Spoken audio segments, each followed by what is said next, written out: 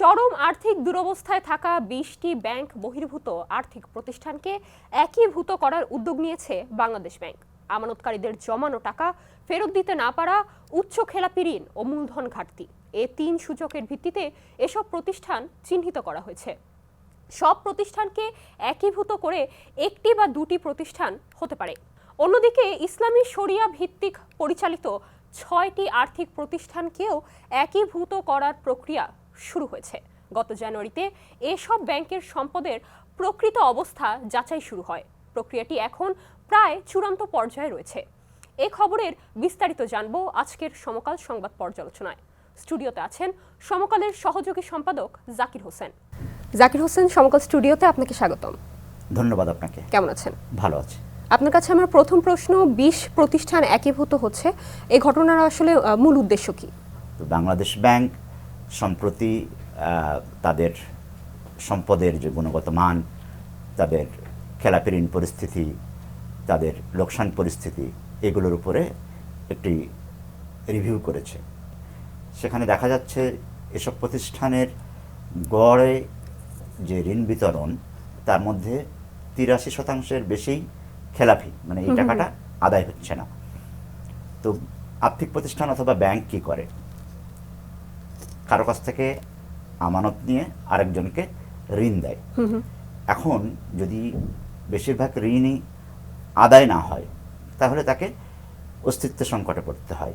তো এই প্রতিষ্ঠানগুলো বেসিক্যালি আর চলার মতো অবস্থায় নাই। তো বাংলাদেশ ব্যাংক দীর্ঘদিন ধরে এদের সাথে বসছে, এ থেকে এক্সিট কি করা যায় সেরকম একটা চিন্তার পরে তাদেরকে তালিকা করছে এবং তাদেরকে সম্প্রতি একটা কারণ দর্শানোর নোটিশ দিছে।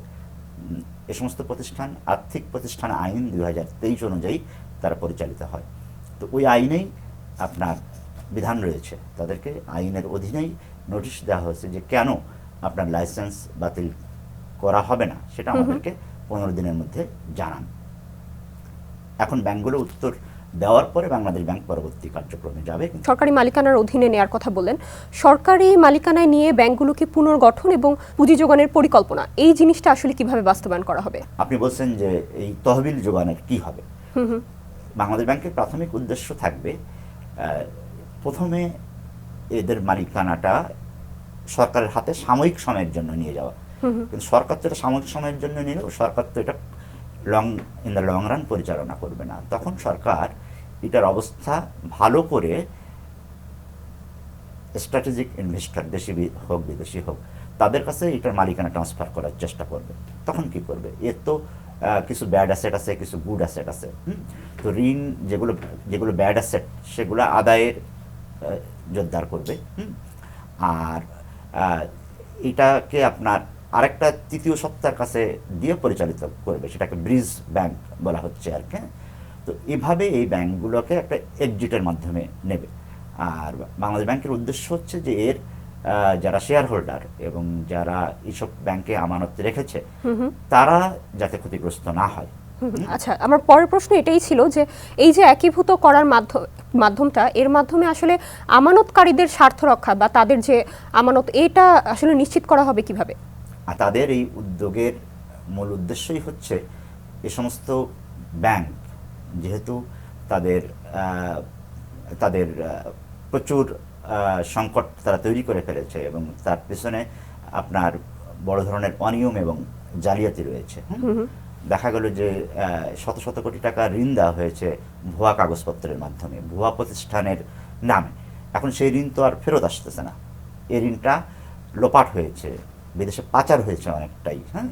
তো এখন তো তাহলে কি হচ্ছে, যারা এসব ব্যাংকে আমানত রেখেছে তাদের সুরক্ষার বিষয়টা নিয়ন্ত্রক সংস্থা হিসাবে বাংলাদেশ ব্যাংকেরও একটা চিন্তার বিষয় হয়ে দাঁড়িয়েছে। পাচার করা অর্থ ফেরত আনার অগ্রগতি সম্পর্কিত একটা প্রেস কনফারেন্স, সেখানে আমরা জেনেছি যে গভর্নর সাহেব, ওনাকে জিজ্ঞেস করা হয়েছিল, তখন উনি বলছেন যে আমরা যাই করি আমানতকারীরা ক্ষতিগ্রস্ত হবে না। এগুলা বন্ধ করে দুটা সত্তা করুক কিংবা একটা সত্তা করুক, যারা আমানত ফেরত চাইবে, কেউ যদি তাদেরকে ফেরত দেওয়ার ব্যবস্থা করা হবে। প্রয়োজনে এইখানে যদি ব্যাংকের যে সমস্ত ঋণ অনাদায়ী আছে, আদায় করা যাচ্ছে না, কিংবা ব্যাংক তো মর্টগেজ গ্রাহকরা তো মর্টগেজ রাখে, আপনি যখন ঋণ নেন আপনি একটা সম্পত্তির মর্টগেজ রাখেন না, ঠিক। কিন্তু এদের ক্ষেত্রে অনেক ক্ষেত্রে দেখা যাচ্ছে এই মর্টগেজকৃত সম্পত্তিও ভুয়া। আচ্ছা, তো যেগুলো জেনুইন পাওয়া যাবে সেই সম্পত্তি বিক্রি করে ঋণ আদায় করে আমানতকারীদের ফেরত দেওয়ার চেষ্টা থাকবে। সরকারকে যদি কিছু তহবিল দেওয়া লাগে আমানতকারীদের অর্থ ফেরত দেওয়ার ক্ষেত্রে, সেটাও দেবে। এই সমস্ত প্রক্রিয়াগুলো পরবর্তীতে নির্ধারিত হবে।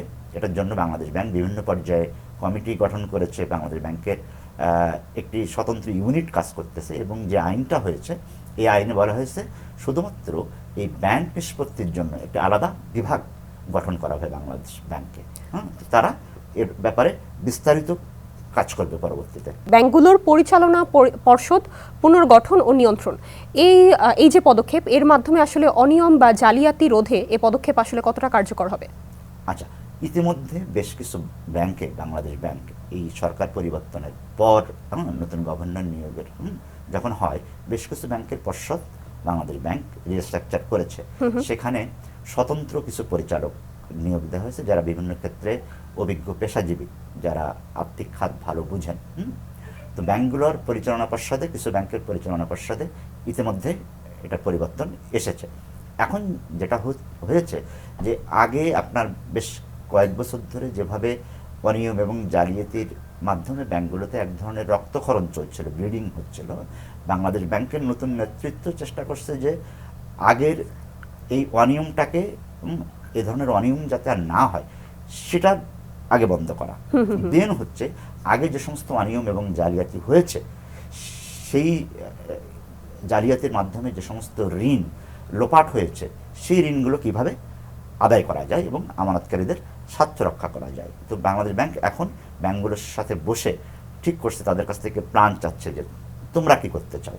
বাংলাদেশ ব্যাংক দেখা গেল যে এই সমস্ত ব্যাংক কিংবা অনেক ব্যাংকই তারা গত ডিসেম্বর ভিত্তিক তাদের যে ফাইন্যান্সিয়াল রিপোর্ট বাংলাদেশ ব্যাংকের কাছে দিয়েছিল, তারা যে দিয়েছিল, বাংলাদেশ ব্যাংক পরিদর্শনে গিয়ে দেখছে যে না, এর চেয়ে আরও খারাপ পরিস্থিতি। এখানে কোনো কোনো ব্যাংকের আপনার যে ঋণ বিতরণ করেছে তার 80%ও খেলাপি হয়ে গেছে। তো এই ধরনের বিভিন্ন রকম অনিয়ম হয়েছে, এবং কি হয়েছে যে আপনি প্রতিষ্ঠান বন্ধ কিংবা প্রতিষ্ঠান নাই, কোনো অস্তিত্বই নাই, 2000 কোটি টাকা 3000 কোটি টাকা আপনি দিয়ে দিয়েছেন, তখন তো এটা তো ফেরত আসার কোনো কারণ নেই। কারণ সেই টাকাটা নেওয়াই হয়েছে, যে টাকাটা ব্যাংক থেকে মানুষের আমানতের টাকা মেরে দেওয়ার উদ্দেশ্যেই নেওয়া হয়েছে, ব্যবসা করার জন্য কিন্তু নেয় নাই। সে টাকাটা সে যিনি ঋণগ্রহীতা কিংবা যে ব্যবসায়ী গ্রুপ ঋণগ্রহীতা, সেই টাকাটা মেরে দিয়ে সে কী করেছে, হয় দেশে অন্য কোথাও সম্পত্তি কিনেছে, না হলে বিদেশে পাচার করে দিয়েছে। তো এই পরিস্থিতি থেকেই আসলে উত্তরণটা খুব তাড়াতাড়ি সম্ভব না। একটা খুব ভালো প্রক্রিয়ার মাধ্যমে আপনার বিশেষজ্ঞ পর্যায়ের মানুষ অথবা ফার্ম নিয়োগ করে এটার থেকে আস্তে আস্তে উত্তরণে যেতে হবে। আচ্ছা, একীভূত হওয়ার পর এই ব্যাংকের আসলে মালিকানা কাঠামো কেমন হবে, বা ব্যবস্থাপনার কার্যক্রমের দায়িত্ব আসলে কার হাতে যাবে? সরকার বলেছে যে যেহেতু আমরা এটাকে রাখবো না, প্রাথমিকভাবে সরকার এটার একটা মালিকানা নিয়ে নেবে প্রাথমিকভাবে। তারপরে সরকার হচ্ছে বিনিয়োগকারী খুঁজবে আর কি। এখন তো এই সমস্ত ব্যাংকের এক্সিস্টিং তো শেয়ার হোল্ডার আছে, তাই না? তো তার সাথে একটা নিষ্পত্তি হবে, সেই শেয়ার হয়তো সরকার শূন্য ঘোষণা করে দিবে, তাদের ক্ষতিপূরণ। কিন্তু সবসময় যেটা হয় যে শেয়ার হোল্ডারের আগে আমানতকারীদের ক্ষতিপূরণের ব্যবস্থা করে হয় আগে। এবং এসব ব্যাংকের যারা মালিকানায় ছিল তাদের অনেকেই, তাদের বিরুদ্ধে অর্থ পাচারের অভিযোগে মামলাও হয়েছে।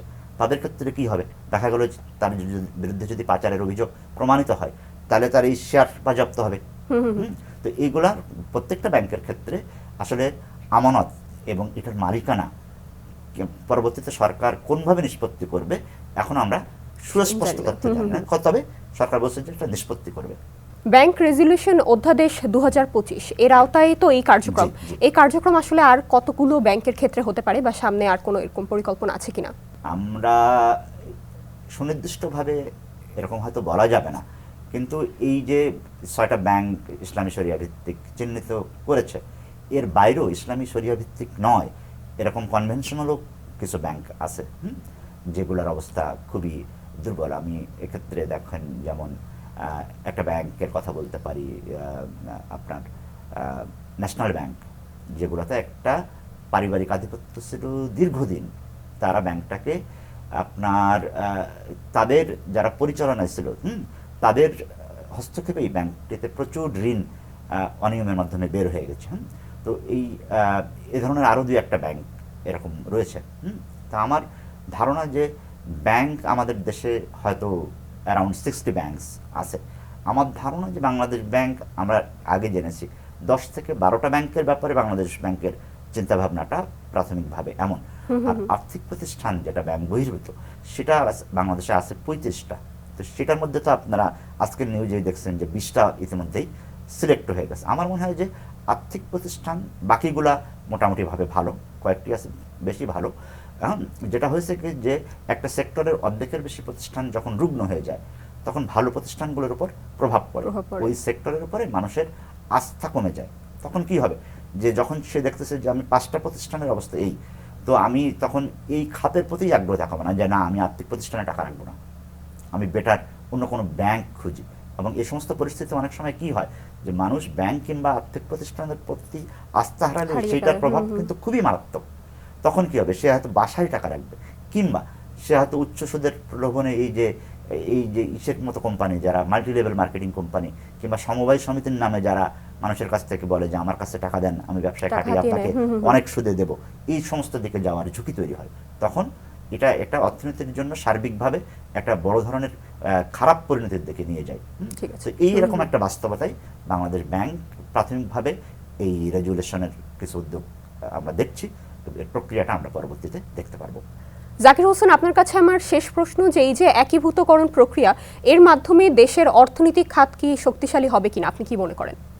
প্রাথমিকভাবে মনে করা হচ্ছে যে ব্যাংকগুলোর যেহেতু পরিচালনা করার মতো অবস্থায় আর নাই, তো সেগুলোর তো একটা নিষ্পত্তির দরকার। তো এখন সামগ্রিক অর্থনীতিতে তার প্রভাব কি হবে আমি জানি না। যদি এই উদ্যোগ সফল হয় তাহলে অন্তত এটুকু বলা যেতে পারে যে আমানতকারীরা যেখানে টাকা ফেরত পাচ্ছে না, তো আমানতকারীদের সুরক্ষার জন্য হয়তো বাংলাদেশ ব্যাংকের এই উদ্যোগটা কিছুটা হলেও আমার মনে করি যে কাজে লাগবে। কিন্তু এটা নির্ভর করবে প্রক্রিয়াটা কিভাবে এগোবে। অনেক সময় হয় যে আপনার এটা আদালতে অনেকেই চ্যালেঞ্জ করে, প্রক্রিয়া আটকে যায়। তো আমরা এখন আমাকে দেখতে হবে যে আসলে কি পরিস্থিতি দাঁড়ায়। কিন্তু আমি মনে করি যে নিষ্পত্তির উদ্যোগটা ইতিবাচক, এবং অনেক অর্থনীতিবিদরাও বলছেন যে এটা বিশ্বের বিভিন্ন দেশেই এটা ঘটে যে কোনো প্রতিষ্ঠান যদি আপনার চলতে না পারে তো তাকে কুইট করতে হয় অথবা অন্যের সাথে তাকে মার্জার করতে হয়। তো এটা ওয়ার্ল্ড ওয়াইড বেস্ট প্র্যাকটিস যেটা আছে। এখন আমরা করতে যে কোনো মানে জটিলতার মধ্যে পড়বো কিনা কিংবা আমরা সঠিকভাবে এটা সমাধান করতে পারবো কিনা সেটা এখন দেখার অপেক্ষা করতে হবে। ঠিক, ওকে, আপনাকে অনেক ধন্যবাদ আজ সমকাল সংবাদ পর্যালোচনা আমাদের সঙ্গে থাকার জন্য। আপনাকে ধন্যবাদ। দর্শক, আপনাদেরও ধন্যবাদ সমকাল সংবাদ পর্যালোচনার আজকের আয়োজনে আমাদের সঙ্গে থাকার জন্য। পরবর্তী পর্ব দেখার আমন্ত্রণ জানিয়ে এখানেই শেষ করছি। আপনারা ভালো থাকবেন, নিরাপদে থাকবেন, সমকালের সঙ্গেই থাকবেন।